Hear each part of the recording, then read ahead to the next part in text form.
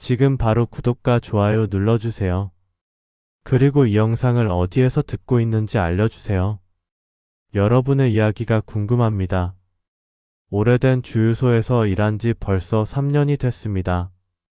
서울 변두리 낡은 간판 아래에서 매일 밤 형광등 불빛과 함께 시간을 보내고 있었죠. 도심 외곽의 24시간 주유소는 제게 두 번째 집이나 다름없었습니다.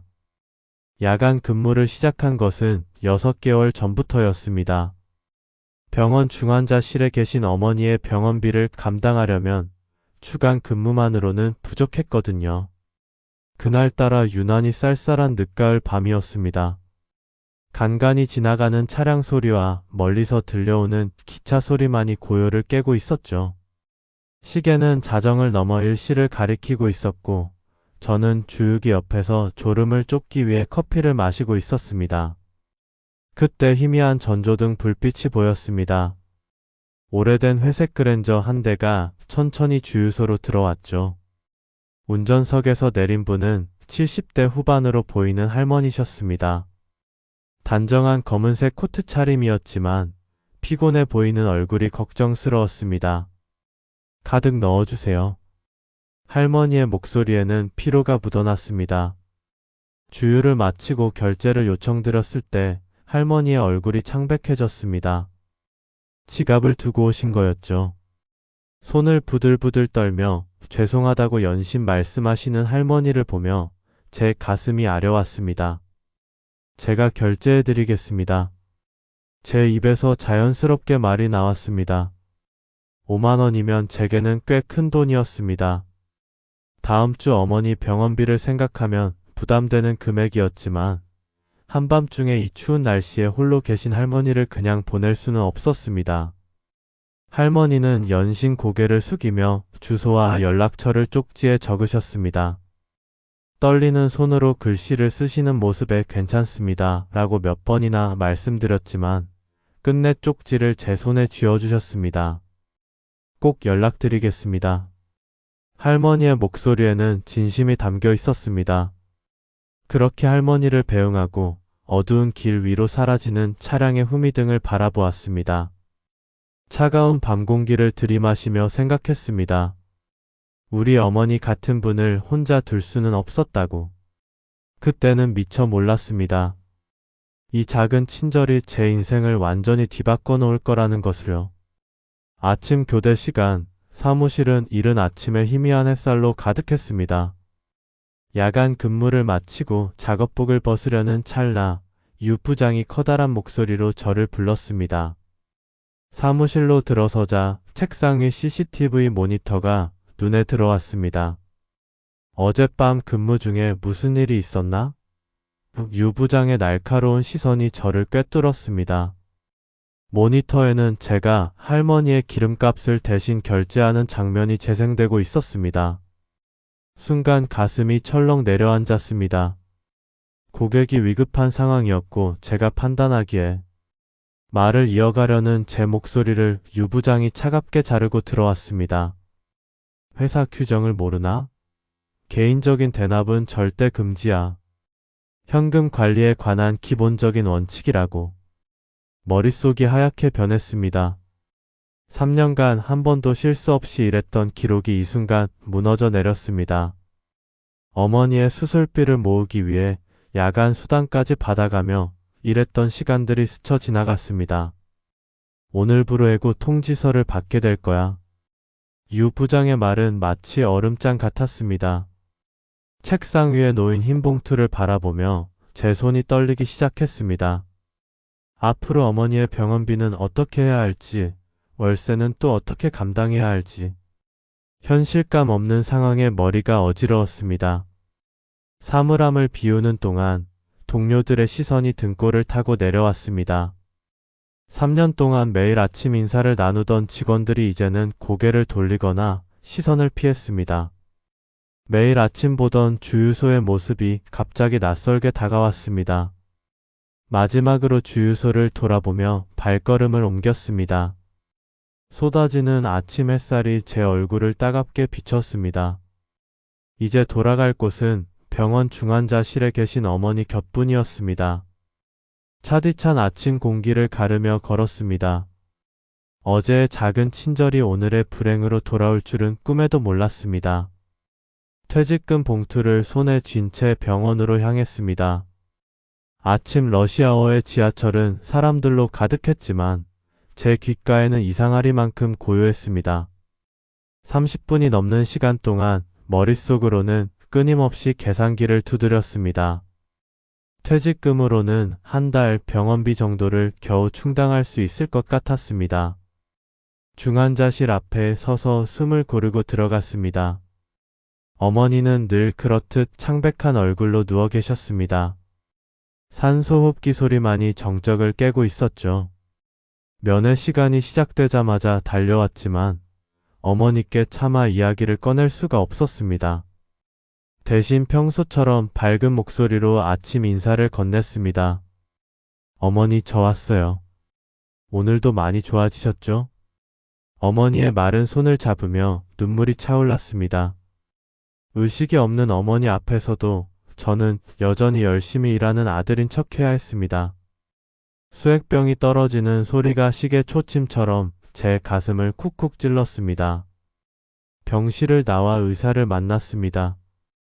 다음 주면 대수술을 진행해야 합니다. 의사의 말씀에 온몸에 힘이 빠졌습니다. 수술비는 최소 1,000만 원. 보험으로도 감당하기 어려운 금액이었습니다. 퇴직금과 통장 잔고를 모두 합쳐도 턱없이 부족했습니다. 집으로 돌아오는 길은 더욱 무거웠습니다. 좁은 반지하 원룸 앞에 서서 열쇠를 꺼내려는데 집 주인 아주머니와 마주쳤습니다. 이번 달 월세는 언제 주실 수 있나요? 순간 머리가 하얘졌습니다. 월세까지 밀리면 이 지하 방마저 잃을지도 모른다는 생각에 등줄기가 서늘해졌습니다. 방에 들어와 침대에 쓰러지듯 누웠습니다. 천장에 갈라진 틈을 바라보며 생각했습니다.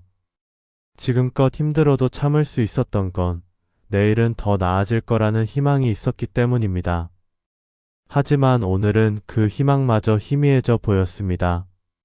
창밖으로는 해가 저물고 있었습니다.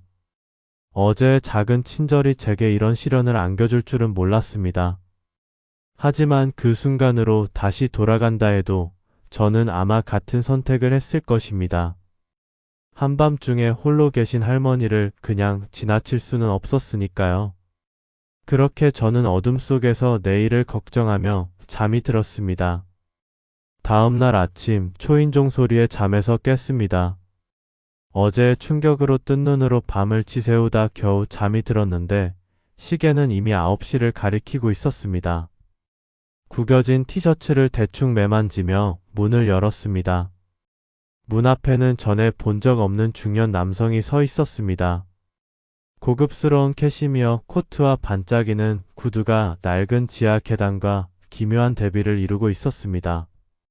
순간 제 허름한 차림이 신경 쓰여 저도 모르게 몸이 움츠러들었습니다. 김도연 씨 맞으신가요? 낯선 방문객의 목소리는 부드러웠지만 묵직한 힘이 느껴졌습니다.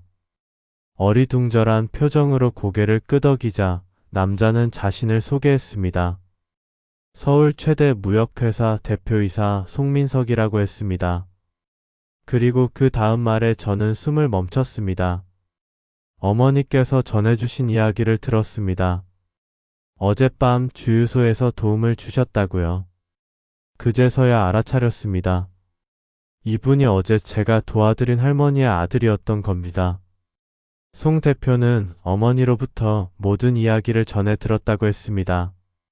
주유비를 대신 내준 것부터 그로 인해 해고된 사실까지. 자리 옮겨서 이야기 나눌 수 있을까요? 송 대표의 제안에 저는 옷을 갈아입고 근처 카페로 향했습니다. 평소에는 발길도 잘하지 않던 고급스러운 카페였습니다. 창가 자리에 앉아 커피를 마시며 송 대표는 천천히 말을 이어갔습니다. 요즘 같은 세상에 낯선 이에게 선의를 베푸는 것이 쉽지 않죠. 특히 자신의 처지가 어려울 때는 더욱 그렇습니다. 송 대표의 눈빛은 진심이 담겨 있었습니다. 어머니께서 밤늦게 혼자 운전하시다 난처한 상황에 처했는데 한 청년이 자신의 어려운 처지에도 불구하고 도움을 주었다는 사실에 크게 감동하셨다고 합니다. 도연 씨의 이야기를 들으며 생각했습니다.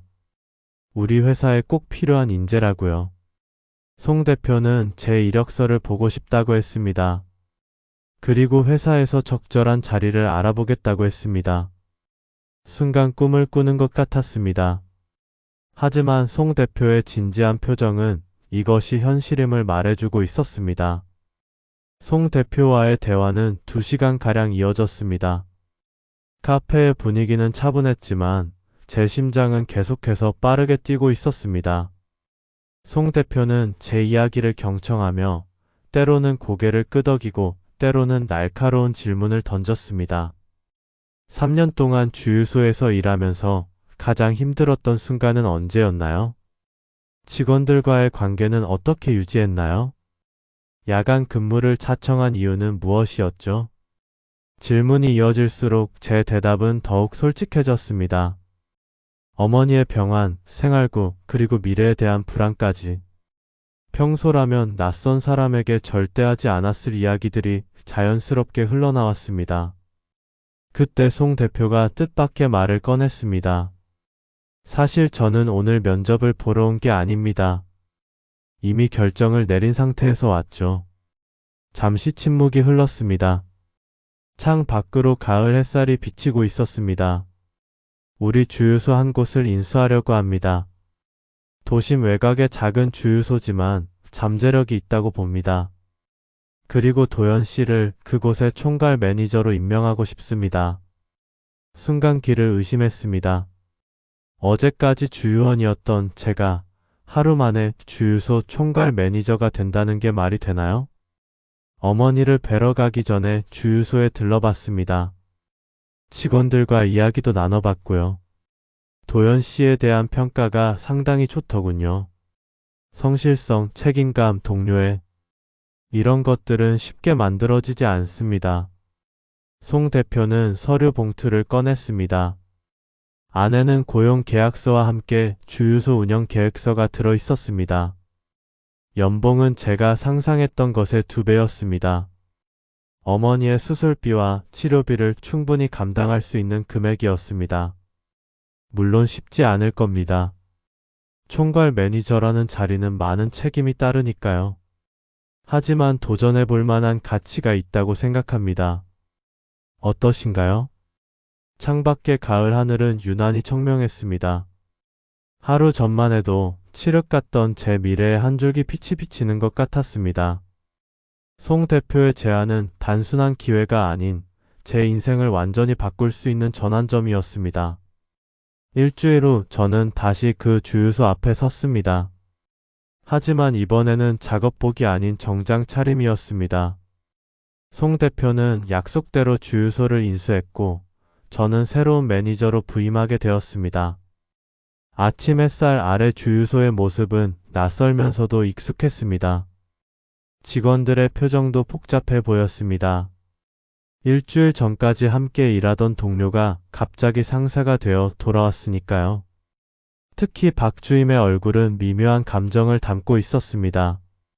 며칠 전까지 제가 야간 근무를 서던 자리에서 이제는 박주임이 일하고 있었습니다. 사무실에 들어서자 이전과는 다른 공기가 느껴졌습니다. 유 부장의 자리는 비어 있었고 책상 위에는 새로운 명패가 놓여 있었습니다. 총괄 매니저 김도연. 그 세 글자를 보는 것만으로도 어깨가 무거워졌습니다. 아침 조회 시간 떨리는 목소리로 인사말을 했습니다. 다들 잘 알다시피 저는 이곳에서 3년간 주유원으로 일했습니다. 여러분의 동료였고 앞으로도 마음 많은 변함없는 동료로 남고 싶습니다. 이제 새로운 역할을 맡게 되었지만 우리 모두가 함께 성장할 수 있는 주유소를 만들어가고 싶습니다. 말을 마치고 고개를 들었을 때 몇몇 직원들의 눈빛에서 작은 희망을 발견했습니다. 오랜 시간 함께 일했던 김 실장은 살짝 미소를 지어 보였고 신입사원 정 씨는 눈을 반짝이며 고개를 끄덕였습니다. 첫 업무는 지난달 실적 보고서 검토였습니다. 이전에는 단순히 매출 숫자로만 보였던 것들이 이제는 직원들의 노력과 고객들의 신뢰가 담긴 소중한 기록으로 보였습니다. 한 장 한 장 넘기며 이 주유소에 담긴 모든 이들의 이야기를 읽어내려 노력했습니다. 점심시간 구내 식당에서 혼자 밥을 먹으려는데 김 실장이 다가왔습니다. 도연 씨 아니. 매니저님, 자리 괜찮으시죠? 불편한 분위기 속에서도 따뜻함이 느껴지는 말이었습니다. 이렇게 하나씩 천천히 관계를 다시 쌓아가면 되겠다고 생각했습니다. 갑작스러운 변화 속에서도 서로를 이해하고 존중하는 마음만 있다면 좋은 팀이 될 수 있을 거라 믿었습니다.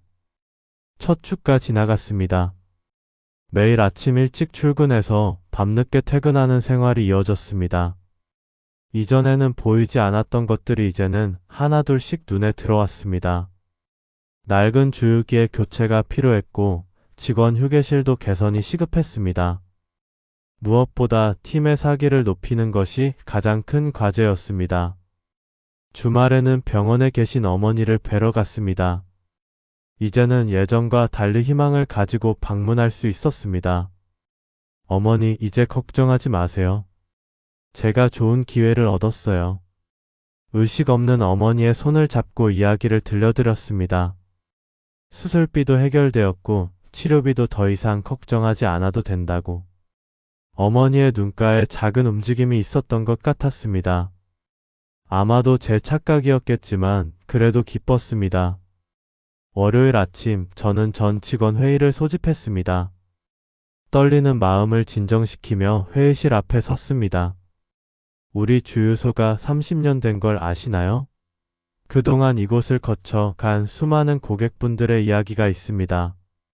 우리도 그 이야기의 한 부분이 되었으면 합니다. 직원들의 표정이 조금씩 밝아지는 것이 보였습니다. 새로운 근무 스케줄과 휴가 제도, 성과급 체계를 설명하면서 모두의 눈빛이 달라지고 있었습니다. 특히 야간 근무자들의 처우 개선안을 발표했을 때는 박 주임의 굳어있던 얼굴도 조금 풀어지는 것 같았습니다. 이 모든 변화는 우리가 함께 만들어가야 합니다. 여러분의 의견을 항상 듣고 싶습니다.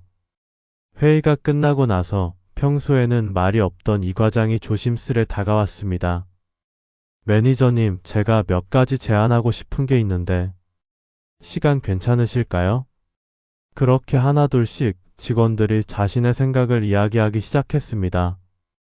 때로는 서툴고 때로는 날카로운 의견들이었지만 모두가 이 주유소를 더 나은 곳으로 만들고 싶어하는 마음은 같았습니다. 저는 그들의 이야기를 하나하나 기록했습니다. 이제 우리는 진짜 한 팀이 되어가고 있었습니다. 한 달이 지났습니다. 주유소의 분위기는 조금씩 달라지고 있었습니다. 낡은 간판은 새 것으로 교체되었고 주유기도 최신식으로 바뀌었습니다. 하지만 가장 큰 변화는 사람들의 표정이었습니다. 직원들의 얼굴에서 미소를 볼 수 있다는 것, 그것이 제게는 가장 큰 보람이었습니다. 송 대표님이 불쑥 방문하신 날이었습니다. 예고 없는 방문이었지만 이제는 두렵지 않았습니다. 오히려 자신 있게 보여드릴 것이 많았습니다. 매출은 20% 상승했고 단골 고객도 늘어났습니다. 무엇보다 중요한 건 이직률이 크게 줄었다는 점이었습니다. 인상적이군요. 주유소를 둘러보시던 송 대표님이 말씀하셨습니다. 특히 직원 휴게실에 들르셨을 때는 오래 머무르셨습니다. 예전에 칙칙한 공간은 온데간데 없고 밝고 깨끗한 공간으로 탈바꿈했거든요. 벽면에는 직원들의 생일과 기념일을 표시한 달력이 걸려 있었고 작은 도서관도 마련했습니다. 매출도 중요하지만 이런 변화가 더 값지네요. 송 대표님의 말씀에 가슴이 뭉클했습니다. 제가 주유원으로 일할 때 꿈꾸던 것들을 하나씩 실현해가고 있었거든요. 야간 근무자를 위한 따뜻한 식사 제공, 직원 자녀 학자금 지원, 정기적인 건강검진까지 작은 변화들이 모여 큰 차이를 만들어내고 있었습니다. 그날 저녁 퇴근길에 박 주임이 제 사무실을 노크했습니다. 처음 제가 매니저가 됐을 때 가장 불편한 기색을 보이던 직원이었는데 이제는 가장 믿음직한 동료가 되어 있었습니다. 매니저님, 제가 새로운 고객 서비스 아이디어를 정리해봤는데 한번 봐주시겠습니까? 박 주임의 제안서는 놀라웠습니다. 전기차 충전 서비스 도입부터 노인 고객을 위한 주유 도우미 서비스까지 세세한 부분까지 고민한 흔적이 역력했습니다. 이런 변화야말로 제가 꿈꾸던 것이었습니다. 직원 한 명 한 명이 주인의식을 가지고 일하는 모습. 밤늦게 사무실을 나서며 주유소를 바라보았습니다. 밝게 빛나는 간판 아래에서 직원들이 활기차게 일하는 모습이 보였습니다. 불과 한 달 전만 해도 이곳은 제게 실패와 좌절의 장소였는데 이제는 희망과 성장의 공간이 되어 있었습니다. 작은 친절에서 시작된 변화가 이렇게 많은 사람들의 삶을 바꾸어 놓을 줄은 몰랐습니다. 주유소의 불빛이 어둠 속에서 더욱 밝게 빛나 보였습니다. 2달이 지난 어느 날 병원에서 전화가 왔습니다. 어머니의 의식이 돌아오고 있다는 소식이었습니다. 사무실에서 전화를 받는 순간 눈물이 왈칵 쏟아졌습니다. 바로 차를 몰아 병원으로 향했습니다. 중환자실에 도착했을 때 어머니는 희미하게 미소를 짓고 계셨습니다. 그동안 꼼짝도 않던 손가락이 살짝 움직였고 눈꺼풀도 천천히 깜빡이고 있었습니다. 담당 의사는 수술 후 회복이 예상보다 훨씬 빠르다며 이제 일반 병실로 옮기자고 했습니다. 어머니, 제가 이제는 주유소 매니저가 됐어요. 더 이상 밤에 일하지 않아도 돼요. 어머니의 눈가에 눈물이 고였습니다. 말씀은 못하셨지만 고개를 살짝 끄덕이시는 모습에서 기쁨이 느껴졌습니다. 병실 창밖으로 늦가을에 단풍이 찬란하게 물들어 있었습니다. 그날 저녁 주유소로 돌아와 보니 직원들이 작은 깜짝 파티를 준비하고 있었습니다. 제 책상 위에는 화분이 놓여 있었고 카드에는 모두의 진심 어린 메시지가 담겨 있었습니다. 어머님의 쾌유를 빕니다. 매니저님, 이제 웃는 모습 더 자주 볼 수 있겠네요. 우리가 있잖아요. 걱정하지 마세요.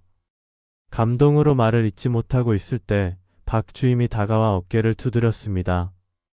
매니저님 덕분에 우리 모두가 달라졌잖아요. 이제는 저희가 매니저님을 도울 차례입니다. 그 순간 깨달았습니다. 제가 베풀었던 작은 친절이 이렇게 큰 사랑으로 돌아오고 있다는 것을. 한밤중에 홀로 계신 할머니를 도와드렸던 그날, 그 작은 선택이 이렇게 많은 이들의 마음을 열어주리라고는 상상도 못했습니다. 사무실 창 너머로 주유소의 모습이 보였습니다. 활기차게 일하는 직원들, 친절한 미소로 고객을 맞이하는 모습들. 이제는 이곳이 단순한 일터가 아닌 우리 모두의 꿈과 희망이 자라나는 공간이 되어 있었습니다. 어머니의 회복, 직원들의 변화, 그리고 제 자신의 성장까지. 이 모든 것이 마치 작은 기적처럼 느껴졌습니다. 책상 위 화분의 새싹을 바라보며 생각했습니다. 우리의 이야기는 이제 막 시작되었다고. 오늘도 여전히 이 주유소에서 일하고 있습니다. 창밖으로 늦가을에 단풍이 지고 겨울에 첫눈이 내리고 다시 봄이 오는 것을 지켜보았습니다. 시간이 흐르는 동안 많은 것이 달라졌습니다. 어머니는 이제 재활치료를 받으며 조금씩 걸음마를 연습하고 계십니다. 퇴근길에 들른 병실에서 어머니의 목소리를 들을 때면 그날의 피로가 싹 가십니다. 우리 아들 또 직원들 챙기느라 늦었구나. 어머니의 걱정 어린 목소리에 웃음이 납니다. 송 대표님은 얼마 전 저희 주유소를 서울 시내 최우수 주유소로 선정해 주셨습니다. 직원들과 함께 받은 상패를 볼 때마다 가슴이 뭉클해집니다. 박 주임은 이제 저희 주유소의 부매니저가 되었고 신입사원들의 교육을 직접 맡고 있습니다. 그리고 어제는 특별한 손님이 찾아오셨습니다. 그날 밤 제가 도와드렸던 할머니셨습니다. 이번에는 손주와 함께 오셨더군요. 그때 이 젊은이가 할머니를 도와준 거야. 세상에는 아직 따뜻한 마음을 가진 사람들이 많다는 걸 알려준 분이지. 할머니의 말씀에 손주는 밝게 웃으며 절 바라보았습니다. 그 모습을 보며 문득 깨달았습니다. 우리가 나누는 작은 친절은 단순히 그 순간으로 끝나는 것이 아니라 또 다른 누군가에게 희망이 되어 이어진다는 것을. 이제는 매달 한 번씩 직원들과 함께 지역 노인복지관에서 봉사활동을 합니다. 주유 할인 행사도 진행하고 어르신들의 차량 점검도 무상으로 해드립니다. 처음에는 작은 시작이었지만 이제는 우리 주유소의 자랑스러운 전통이 되었습니다. 사무실 창 너머로 늦은 밤 주유소의 모습이 보입니다. 밝게 빛나는 간판 아래에서 직원들이 여전히 활기차게 일하고 있습니다. 문득 그날 밤이 떠오릅니다. 제가 베풀었던 작은 친절이 이렇게 큰 행복으로 돌아올 줄은 몰랐습니다. 인생은 참 신기합니다. 때로는 우리가 선택한 작은 순간들이 모여 큰 변화를 만들어내고 그 변화는 다시 누군가에게 희망이 되어 퍼져나갑니다. 저는 이제 알게 되었습니다. 진정한 성공이란 거창한 것이 아니라 우리가 나누는 작은 친절과 서로에 대한 믿음 속에 있다는 것을. 오늘도 저는 이 작은 주유소에서 새로운 꿈을 꿉니다. 우리가 나누는 따뜻한 마음이 더 많은 이들에게 전해지기를, 그리고 그 속에서 우리 모두가 함께 성장해 나가기를. 대학병원 근처에서 작은 카페를 운영한 지 5년째였습니다. 커피 한 잔의 위로라는 이름의 이 카페는 저에게 두 번째 집이나 다름없었습니다. 매일 아침 5시에 일어나 준비를 시작하고 밤 11시가 되어서야 문을 닫는 생활이 일상이 되었죠. 병원에 입원 중인 아버지의 치료비를 마련하기 위해서였습니다. 그날은 유난히 쌀쌀한 늦가을 밤이었습니다. 창밖으로는 간간이 늦은 퇴근길을 재촉하는 발걸음 소리와 구급차 사이렌 소리만이 들려왔습니다. 시계는 밤 10시 50분을 가리키고 있었고 저는 마지막 손님이 떠난 자리를 정리하며 폐점 준비를 하고 있었습니다. 문득 카페 유리창 너머로 누군가의 모습이 보였습니다. 망설이듯 서 있다가 천천히 문을 여는 중년 여성이었습니다. 단정한 네이비색 정장 차림이었지만 구겨진 블라우스와 흐트러진 머리카락이 긴 하루를 말해주고 있었습니다. 죄송합니다. 아직 주문할 수 있을까요? 목소리에는 피로가 가득했습니다. 평소라면 폐점 시간이 임박했다고 말씀드렸겠지만 손님의 붉어진 눈가와 떨리는 손끝을 보며 마음이 움직였습니다. 네, 물론이에요. 무엇을 드릴까요? 따뜻한 아메리카노 한 잔 부탁드립니다. 커피를 내리는 동안 손님은 창가 자리에 조용히 앉아 계셨습니다. 병원 건물의 불빛을 물끄러미 바라보시더니 한숨과 함께 작은 훌쩍임이 새어나왔습니다. 커피를 내어드리려는 순간 손님의 얼굴이 창백해졌습니다. 저기, 정말 죄송한데 지갑을 병원에 두고 왔네요. 방금 깨달았어요. 당황한 듯 가방을 뒤적이시던 손님의 어깨가 축 처졌습니다. 그 모습이 마치 6개월 전 아버지의 중환자실 앞에서 절망하던 제 모습과 겹쳐 보였습니다. 괜찮습니다. 제가 한 잔 대접하고 싶어요. 손님이 놀란 듯 고개를 들었습니다. 저는 따뜻한 아메리카노와 함께 갓 구운 크로아상 샌드위치도 준비했습니다. 밤늦게 병원에 계시는 분이라면 제대로 된 식사도 못 하셨을 거라는 생각이 들었거든요. 이렇게까지. 정말 죄송해요. 병원에 가족이 입원해 계신가요? 손님의 눈에 다시 눈물이 고였습니다. 남편이 갑자기 쓰러져 응급실에 왔다고 하셨습니다. 회사에서 바로 달려오느라 지갑도 두고 왔다고요. 간단한 검사만 하고 금방 돌아갈 줄 알았는데 긴급 수술이 필요하다는 이야기를 듣고 패닉에 빠졌다고 하셨습니다. 저는 손님 앞에 앉아 이야기를 들었습니다. 때로는 그저 누군가의 이야기를 들어주는 것만으로도 큰 위로가 된다는 걸 저도 경험했기 때문입니다. 자정이 가까워질 때까지 우리는 이야기를 나눴습니다. 마지막으로 손님은 연락처를 남기셨습니다. 다음에 꽃값을 치르고 싶다고 하셨지만 저는 괜찮다고 말씀드렸습니다. 누구나 힘든 순간이 있고 그럴 때 서로 도와야 한다고 생각했기 때문입니다. 그날 밤 카페 문을 닫으며 생각했습니다.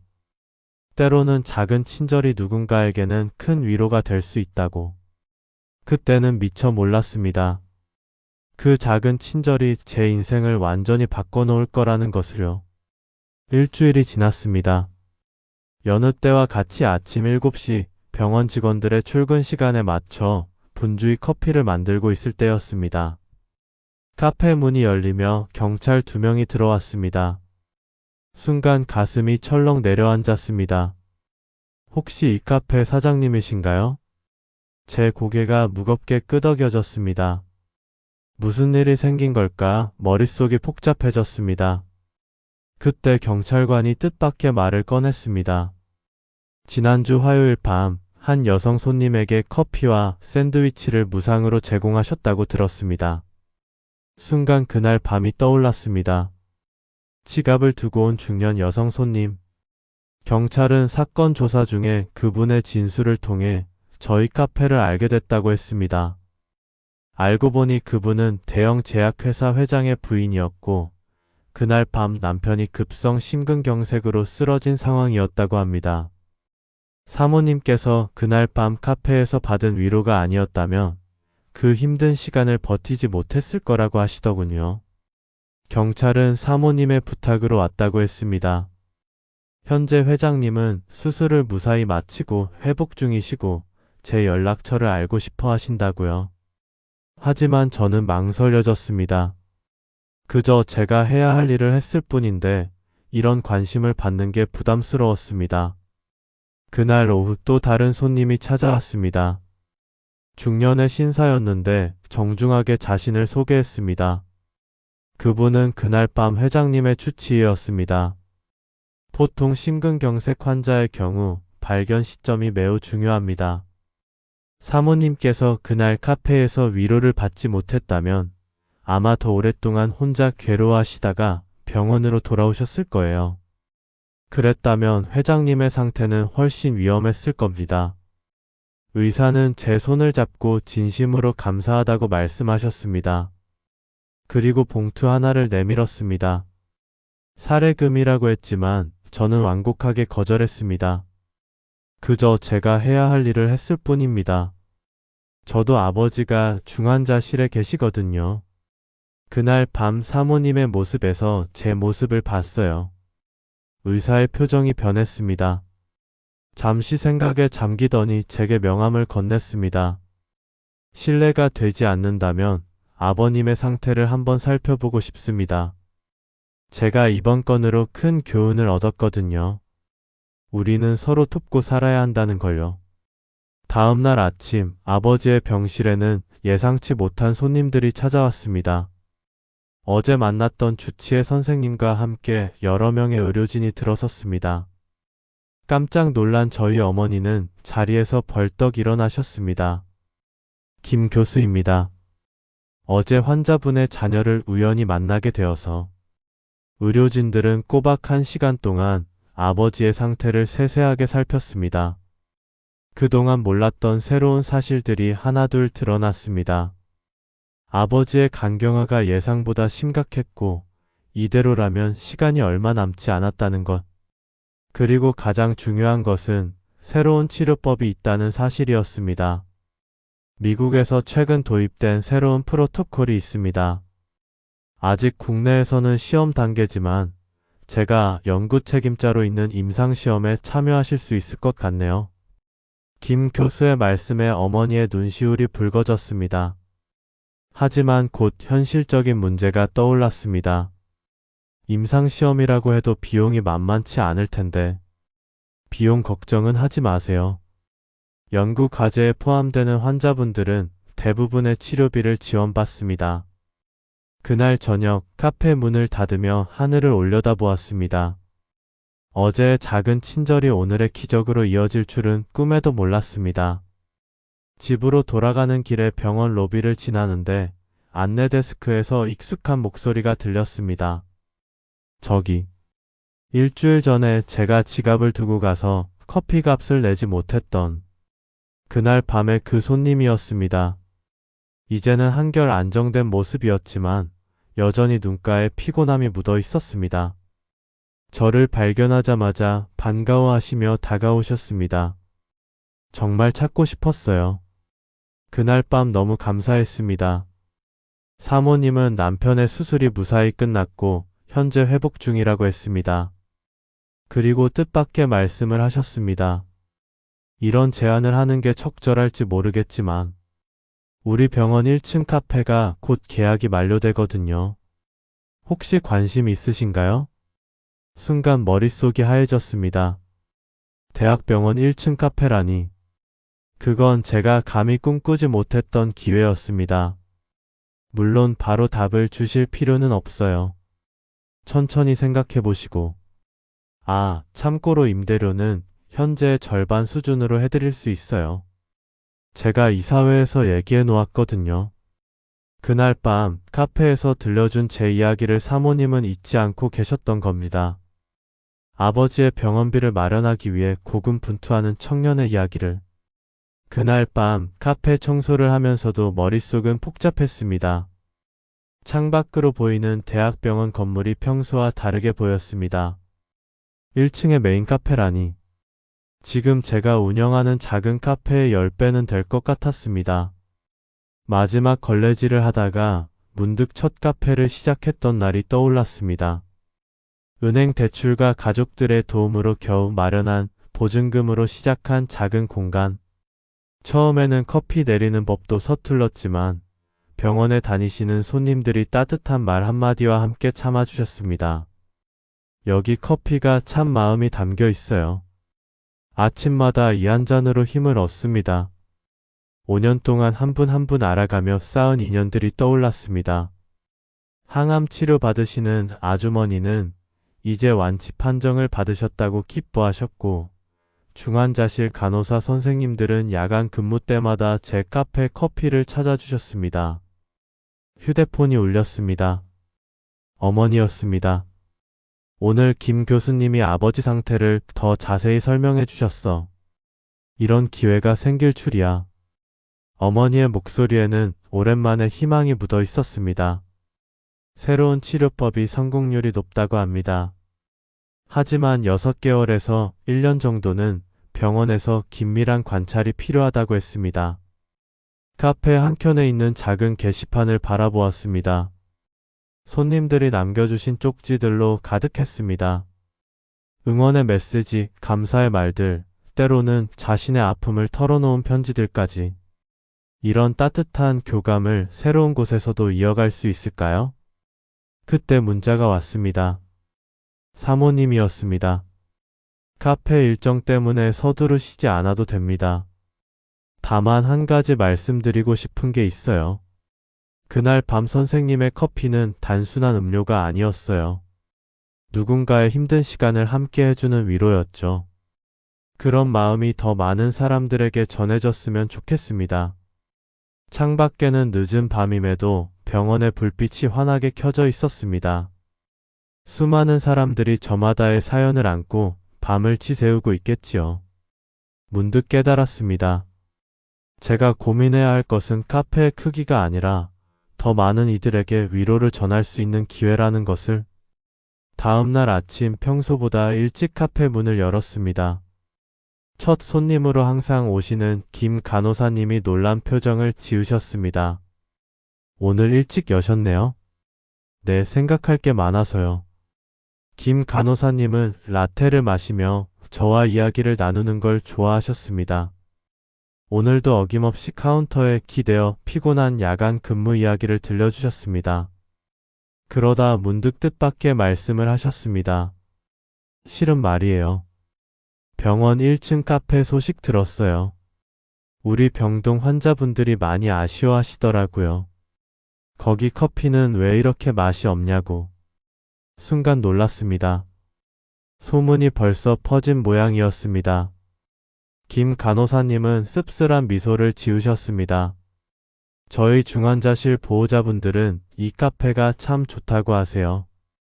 커피 맛도 마시지만 마음이 따뜻해진다고. 그 말을 듣는 순간 제 마음속 무언가가 확 풀리는 느낌이었습니다. 지난 5년간 이 작은 카페에서 나눈 따뜻한 시간들, 그리고 앞으로 더 많은 분들과 나눌 수 있는 가능성, 결정을 내릴 때가 되었다는 생각이 들었습니다. 점심시간 사모님께 전화를 드렸습니다. 카페 제안을 받아들이겠다고 말씀드렸더니 기다리고 계셨다는 듯 빠르게 일이 진행되었습니다. 다음 주부터 리모델링 공사를 시작하고 한 달 후 오픈하는 것으로 일정이 잡혔습니다. 현재 카페는 어떻게 하실 건가요? 사모님의 질문에 저는 이미 준비된 답을 말씀드렸습니다. 지금 이 자리는 제 동생이 맡아서 운영할 생각입니다. 간호학교를 졸업하고 취업을 준비하고 있었거든요. 아버지 병간호하면서 공부하느라 힘들어했는데 이번 기회에 함께 시작해보려고 해요. 해가 저물 무렵 오늘도 변함없이 찾아오신 단골 손님들을 맞이하며 생각했습니다. 이제 곧 이분들과 헤어져야 한다는 게 아쉬웠지만 한편으로는 설렜습니다. 더 넓은 공간에서 더 많은 분들과 만날 수 있다는 생각에 문득 깨달았습니다. 때로는 변화를 받아들이는 것도 용기가 필요하다는 것을, 그리고 그 용기는 주변 사람들의 따뜻한 마음에서 온다는 것도요. 마치 그날 밤 제가 건넨 작은 친절이 예상치 못한 기회로 돌아온 것처럼 말입니다. 본격적인 준비가 시작되었습니다. 낮에는 현재 카페를 운영하고 밤에는 동생과 함께 새로운 카페 계획을 세우는 바쁜 나날이 이어졌습니다. 병원 1층이라는 특별한 위치인 만큼 더 많은 고민이 필요했습니다.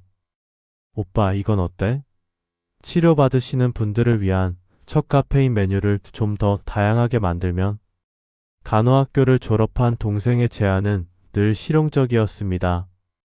환자분들의 상태를 고려한 메뉴 구성, 면역력 강화를 위한 허브티 종류, 보호자분들을 위한 건강식 샌드위치까지. 전문가의 시선으로 바라본 카페는 달랐습니다.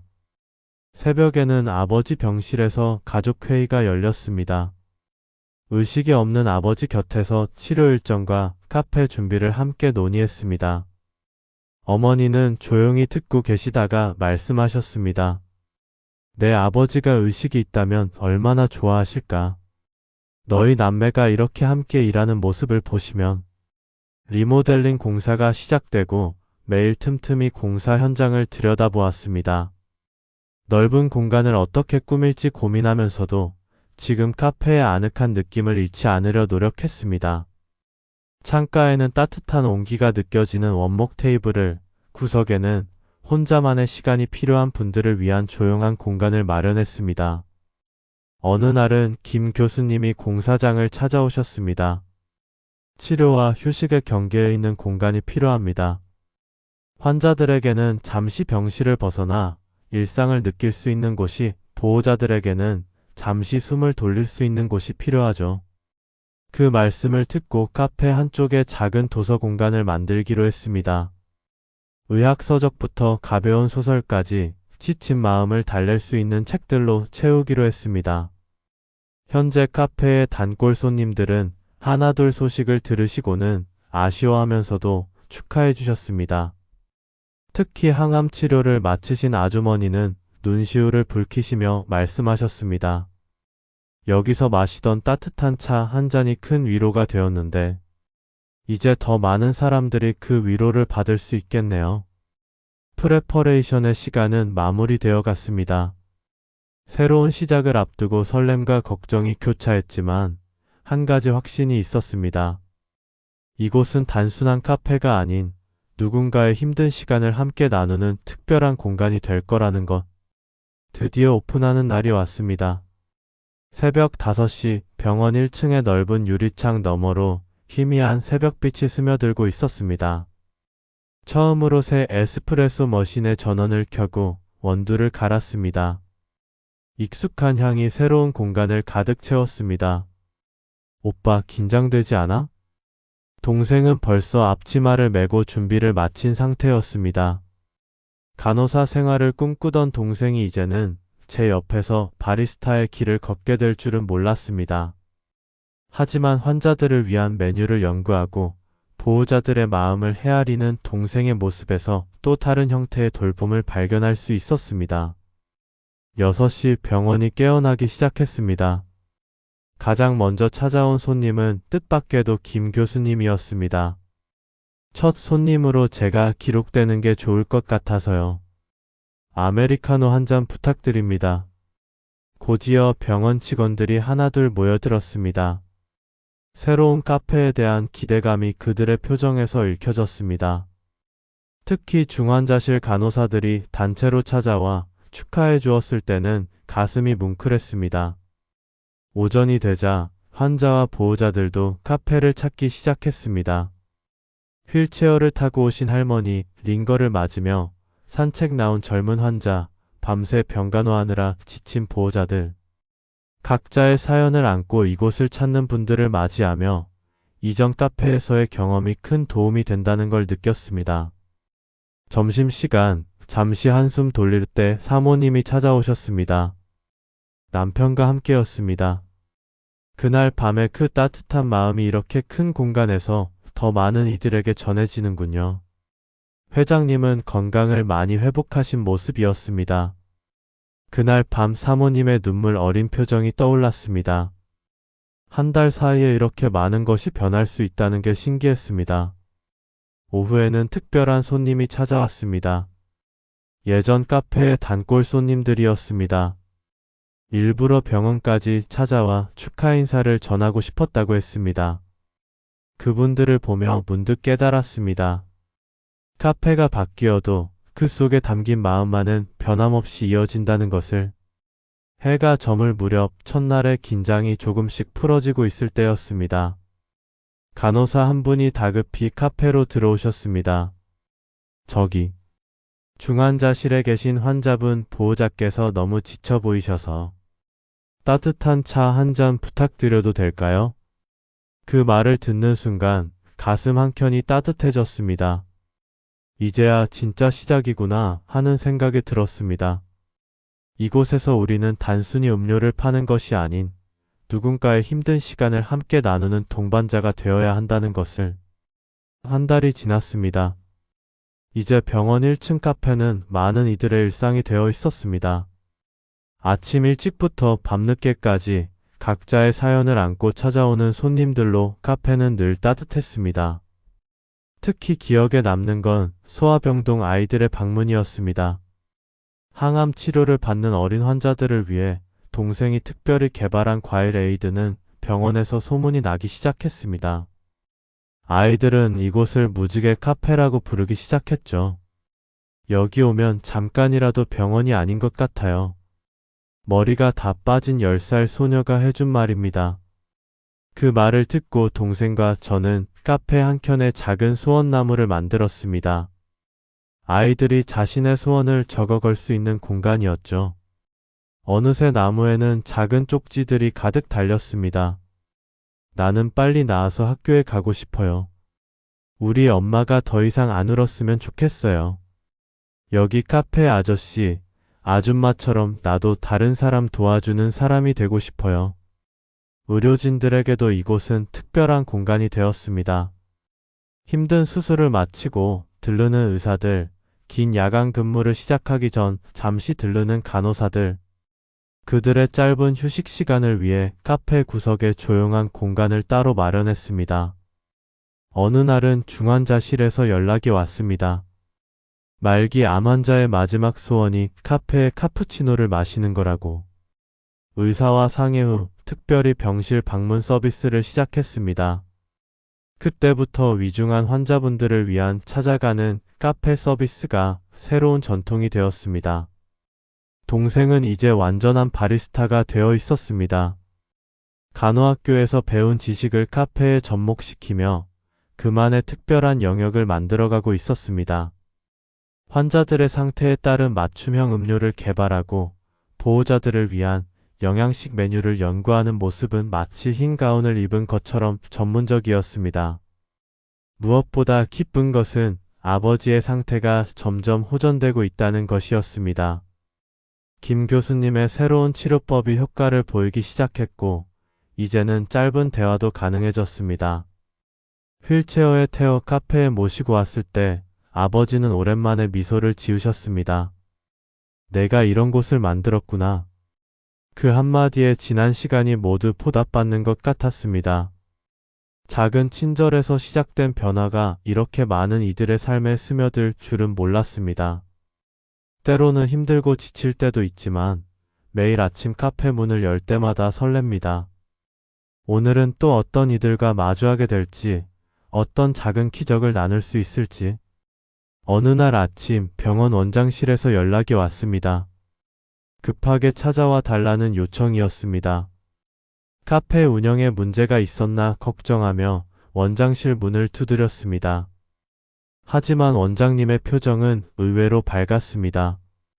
보건복지부에서 주최하는 환자 중심 의료 서비스 혁신 사례 발표회가 있습니다.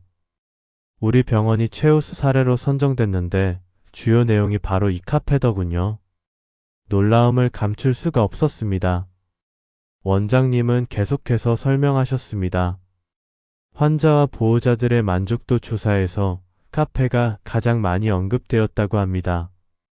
단순한 휴식 공간이 아닌 치료 과정에 긍정적인 영향을 주는 특별한 공간으로 평가받았다는 것입니다. 특히 소화병동의 변화가 눈에 띄더군요. 항암 치료를 받는 아이들이 카페 방문을 기대하면서 치료에 더 적극적으로 임하게 되었다고 합니다. 그날 오후 소아병동 회의실에서 의료진들과 특별한 미팅을 가졌습니다. 소아암 환자들을 위한 무지개 프로젝트를 시작하자는 제안이었습니다. 매주 금요일 오후 카페에서 작은 파티를 열어 아이들에게 특별한 추억을 만들어주자는 계획이었죠. 동생은 즉시 특별 메뉴 개발에 들어갔습니다. 항암 치료로 입맛을 잃은 아이들을 위한 천연 과일 스무디, 면역력 강화를 위한 수제청 음료. 간호학교에서 배운 지식이 다시 한번 빛을 발했습니다. 그리고 또 하나의 변화가 찾아왔습니다. 다른 병원에서도 이런 카페 운영 방식에 대해 문의가 오기 시작한 것입니다.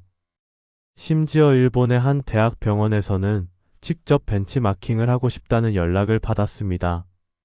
이제 당신의 작은 친절이 더 넓은 세상으로 퍼져나가나 봅니다. 사모님의 말씀이 가슴에 와닿았습니다. 처음에는 그저 한 분의 힘든 밤을 위로하고 싶었을 뿐인데 이제는 그 마음이 수많은 사람들에게 전해지고 있었습니다. 아버지는 이제 휠체어 대신 천천히 걸어서 카페를 찾아오실 수 있게 되었습니다. 창가에 앉아오가는 사람들을 바라보시며 말씀하셨습니다. 내가 이런 걸 시작할 줄은 몰랐어. 아버지가 자랑스럽구나. 그 말씀을 들으며 문득 깨달았습니다. 우리가 나누는 작은 친절은 결코 작은 것이 아니라는 것을. 그것은 마치 나비의 날갯짓처럼 예상치 못한 곳에서 커다란 변화를 만들어낼 수 있다는 것을. 1년이 지났습니다.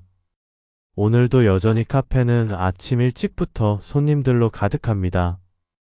이제는 병원 직원 5명과 바리스타 3명이 함께 일하는 큰 카페가 되었습니다.